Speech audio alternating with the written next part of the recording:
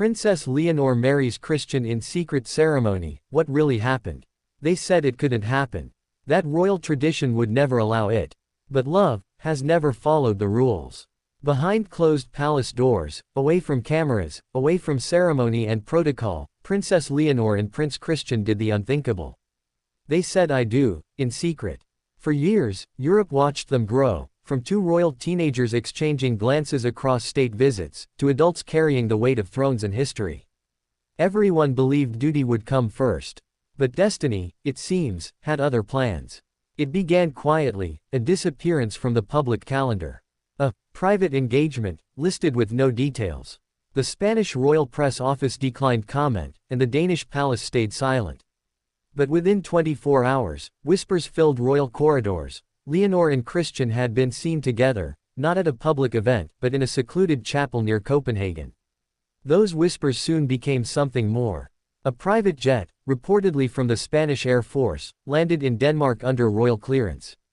A handful of guards, a few close family members, and a priest known for discretion. It wasn't an official wedding. But it wasn't casual either. Something sacred happened that night, something both families had tried to keep hidden. What could drive two heirs, both born into centuries of expectation, to risk everything for love? The answer lies in their shared journey. Princess Leonor of Spain had always been defined by her destiny, the first queen regnant in centuries, trained from childhood to lead. Every word, every gesture measured. But behind that royal discipline, there was a young woman craving normalcy, someone who wanted to choose her own path. And then came Christian, the Danish crown prince, equally bound by duty, equally trapped between personal freedom and royal legacy. They met officially during a state dinner in 2023.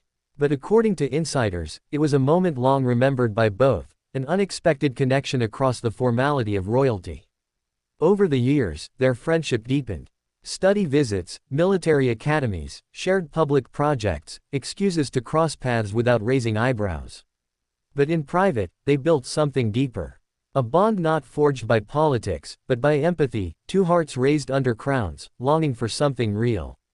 And when the pressure grew unbearable, when every tabloid headline speculated on Leonor's future husband, she made a choice. She wouldn't wait for permission. She would make her own history. The secret ceremony reportedly took place inside a centuries-old Danish chapel, tucked within royal grounds. Candles replaced chandeliers. No photographers. No carriages. Just a soft melody played on violin, and two young royals promising forever. Witnesses, a handful of trusted family in attendance, described it as emotional beyond words. Leonor reportedly wore a simple ivory gown, far from the opulence expected of a royal wedding. Christian wore a traditional Danish uniform, his eyes never leaving hers. When the priest pronounced them, joined in faith and love, Leonor reportedly whispered, "This is our beginning." But the consequences were immediate.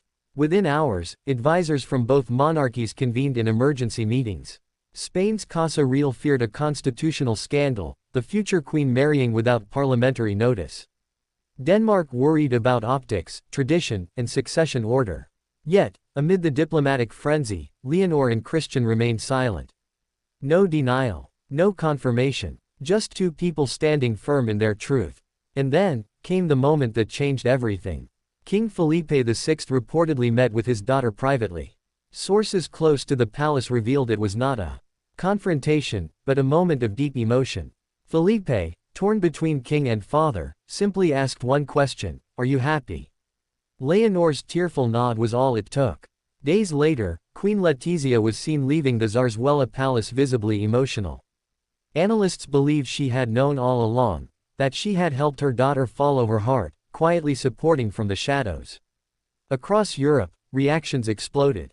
Spanish television debated the legality. Danish commentators spoke of romance versus responsibility. Social media flooded with hashtags celebrating love over duty. Fans across Spain, Denmark, and even Britain began calling them the new Diana and Charles, but rewritten with love.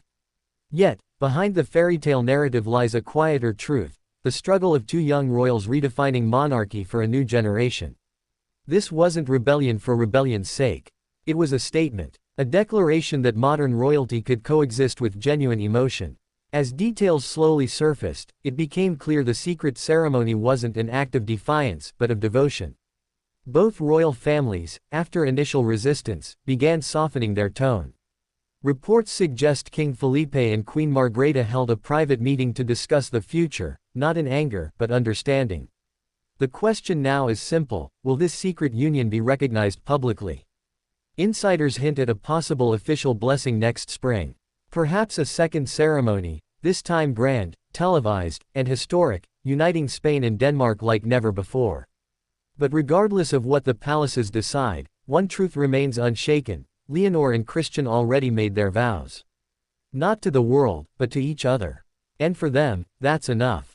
Their story reminds us that behind every crown is a human heart, one that beats not for power, but for love. And maybe, that's the kind of leadership the modern world needs. Because in an era where monarchy often feels distant, cold, and ceremonial, this quiet act of love brought warmth back to Europe's royal halls. It reminded millions that even those born to rule are still bound by emotion, still capable of choosing love over protocol. As their story continues to unfold, one thing is certain: Princess Leonor and Prince Christian have rewritten royal history, not with grand gestures or public declarations, but with a whispered promise beneath candlelight.